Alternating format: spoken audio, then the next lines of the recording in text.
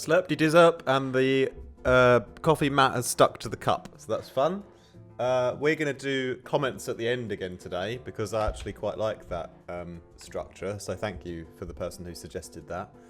Because sometimes it happens very, very, very, very, very rarely, but occasionally I'll get a nasty comment, which is fine, because I'll try not to take it personally, because I think, you know, if you're on the internet watching something and you want to like leave a nasty comment to someone, like you're just wasting so much time because you could just be doing something else that you enjoy, you know. So I don't like take it personally, but I'm only human, and occasionally, like if I read someone saying something, you know, disrespectful or nasty or rude, and then I'm like going straight into the video afterwards, you know, I might feel a bit deflated for a moment. So at least if I read them at the end and I get like a nasty comment, then I can turn the cameras off and quickly go and run myself a cold bath and have a little cry. Yeah, behind the scenes, you know.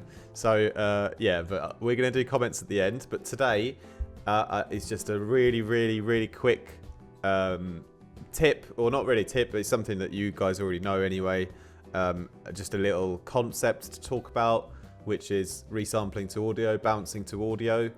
This is a track that I'm currently working on, and we started this one together actually on the most recent production live stream. It was called Cohesion. I've changed the name now, and I'm really happy with this track. It's a fast and techy neurofunk banger, and I'm gonna release this one definitely probably in like 6 or 7 weeks from now, I suppose, something like that. But yeah, so in this track, this is a previous version of the project. I've already bounced things out a lot and resampled the audio a lot, but I just wanted to tell you my 3 main reasons for resampling to audio and bouncing lots of stuff down to audio. The 3 best, for me, reasons why I do it, and this has helped me like so much in my creativity and streamlining my workflow. You can do this in any DAW, I suppose. In Logic, it can be a little bit faster to bounce to audio, but you can do it in any DAW like very, very easily. But the 3 main reasons why I do it is, number 1, to free up space in the arrangement window. That's the number 1 thing. And free up. I don't really have so much issues with the computer processing because my Mac Mini is quite powerful, but sometimes I will get to a point where when it overloads still on really, really, really big projects. But number 1 is clearing out space in the project, so condensing loads of things down to one audio file. I love doing that. The second reason why I also think this is great is because it forces you to move ahead with the track and be more decisive in your approach as well. Even when you're designing the sounds, you can basically, you know, you force yourself to as you're playing your MIDI in, as you're deciding on the rhythm, and as you're doing a little bit of mixdown work on the sound, you can force yourself to, you know, you're going to bounce it out, so you know you've got to get it right, and it'll just train your mind to become a bit more decisive with everything that you do.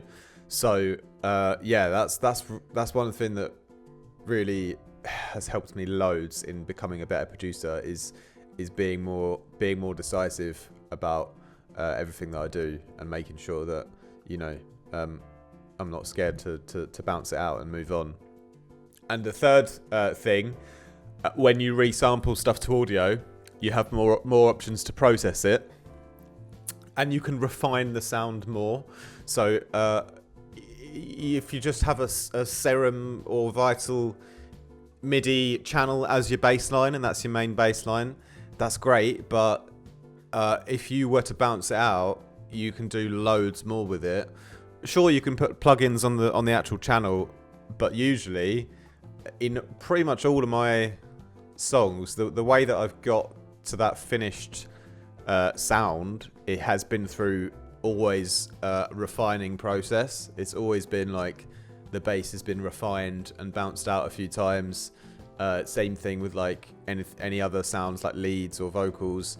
Often they've been like bounced out and refined, and then so like, for example, here is like some synth parts, you know, and I've grouped them up, and that's great.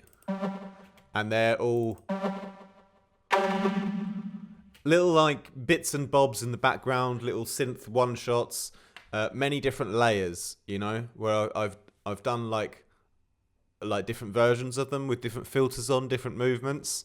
But look at this, it's a whole big you know, chunk of like 6 tracks or whatever. And you know, these days, and this really helps me a lot to just progress the song and get it to the finish line. What I'll do is I'll just bounce out the whole group like that as a new file, and I've saved myself, like I've got rid of like 6 or 7 tracks. And you know, even if the little particular volume levels weren't exactly perfect, or there were like a couple of sounds in there that were a bit weird and I didn't like, the chances are I'm going to be able to fix all of that in post-processing with the file anyway. And if not, at least I've actually made that bold decision to move on. So now I've got that whole group as one file. And now what I can even do is I can, for example, copy that down and make another like parallel layer for it, like super easy. 2 audio files. And now I did a really cool tip exclusive on Patreon in Discord as well yesterday for a really cool way to add a new harmonic layer to the sound. But I wanted to keep that as a private thing on there. But whatever you do, however you choose to add in like a new layer, you know, whether it's just doing a distortion layer with Ruiner or something like that, you know, adding a bit of a weird distortion, you know, taking out the low end as I usually do, turning it down, that kind of stuff. You know, for a bit of extra crunch in the high end, you know. And now I've got that like layer ready to go on everything, on the whole synth group. And you know, I saved myself loads of time by doing it that way around. That's how I love to work and do things. If and when I can, you know, just bounce it all out, and just, you know, it really frees up my creativity to keep going, because the project becomes like much more condensed and smaller and easier to manage. And so that's great. I'd keep that there and keep rolling forwards. When it comes to the drums, I tend to not bounce out the whole drum group as a break. Usually I've done it once or twice when I've been really desperate, but usually I want to keep the drums separate, just because if you've got the kicks and the snares in there, and they're quite an important part of balancing the mix down. But anything else, you know, like synths, even basses, I'll definitely do it, bounce them all out into one file. So here, for example, I could bounce out like the whole vocal group again as like one lovely file, and then that's great because I can just go ahead and delete that whole thing, and then I've got my whole new vocal, you know, all the vocal work I've done, all the little chops and little edits as one file again. And once again, I can go ahead and double that over and create another layer to go on top of it. So I'm like gluing them all together by creating a new layer that sits underneath it all. So that's just how I like to work these days. It really just frees up a lot of space in my project. Like I said, it trains my mind to be more decisive, so that when I am doing those little jobs, you know, moving this thing here or there, you know, tweaking the little volumes, I know that, you know, once it's done, I'm going to bounce it and move on. So it trains me to be a bit more decisive. And if you're just starting out, like, you're not going to get it right. It's okay if you're just starting out not to do this. But if you're like already intermediate, getting into that advanced category of producer, I would highly recommend you start doing stuff like this, because, you know, you shouldn't have any fear of, you know, losing what you've done before and not being able to go back to it, because realistically you should be of the mindset that you can always make something better if you have to anyway, you know, and you can always fix stuff in post. That's what I think anyway. You'll find new ways to like resample audio, because you'll have to, you know, if you like, you bounced it out and you want to like change the pitch of one of the bass notes or something, you'll have to find, you know, what's the cleanest way to re-pitch this bass line now it's in audio, and that'll actually improve your like processing skills. So it forces you to have to level up your processing, which is great. And the final thing obviously is, you know, by having to do that and doing all that processing, extra processing every time, you will refine the sound more, and it'll start to come away from that original like synth preset or original instrument VST preset, and you'll start to refine the sound and make it more unique and make it more your own. So that is also a great reason to do this. So highly recommend. It definitely works for me. I'm sure it will work for you too. And let's read a few comments then before I leave you guys. So on yesterday's video about don't be perfect and not being a perfectionist because it can hinder your creativity, Digipax says, if you make music for others, it is commerce. If you make music for yourself, it is art. Well, I want to thank you for making me an artist. Big ups, Big G. Go on like you did and the sky's the limit. Yeah, amazing, Digipax. Thanks for that. That's a really nice comment. Kurz as well, big ups to you. 9 Wrenches as well, best tips ever. We actually spoke during our last one-on-one class about this, and ever since then I feel much more relaxed during production. Great. I post my tracks when I'm happy with them, and it is what it is. That is the mentality. That is definitely the mentality. You've got to be relaxed while you're producing, haven't you? It's got to be enjoyable. And new type Simon, my G, great to hear from you. Awesome video, dude. Personally, I think this is a day and age of attention-grabbing social media posts which tend to boil down to common denominators. Being authentic to yourself is the differentiator and comes out in the music you make. I love this quote about perfectionism. I am careful not to confuse excellence with perfection. Excellence I can reach for, perfection is God's business.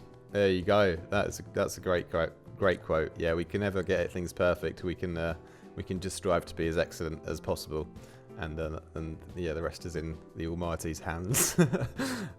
Thank you. Needed this message this morning, says Girl G1. Thank you. Love it, says Icons. Wow, we got a lot of positive comments today.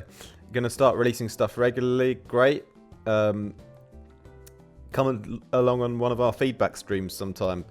Loving all these tips, man. Just wanted to add your point about loving old songs. I recently went back through some of my older tracks and that I never finished, and found some really cool ideas. Just finished 2 of them, and I think they are the best things I've produced so far. That's amazing, man. I've probably got hundreds of old projects that they're not necessarily all good, but there's probably a couple of cool ideas in there if I went back to them. But it's just having the time, isn't it?